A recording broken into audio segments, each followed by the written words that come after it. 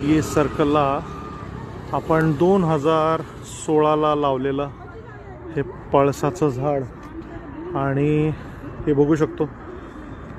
थोडंसं मुरमाड जमीन असल्यामुळे त्याची वाढ स्लो होती. अनेक दिवस गेल्या वर्षी खूप वाढ बघितली होती की हा पळस फुलेल. आपण ज्याला बोलीभाषेमध्ये पळसाला पाण्यात 3 म्हणतो, पण जैवविविधतेच्या दृष्टीनं किंवा पक्ष्यांच्या दृष्टीनं अतिशय महत्त्वाचं झाड. थोडंसं आता झूम करायला हा कॅमेरा एवढा चांगला नाही आहे, पण ह्या ज्या फुलांची रचना बघितली तर ते अशी आकड्यासारखी असते आणि या आकड्यामध्ये एक गोड रस असतो आणि याला पक्ष्यांचं ज्यूस बार म्हटलं जातं.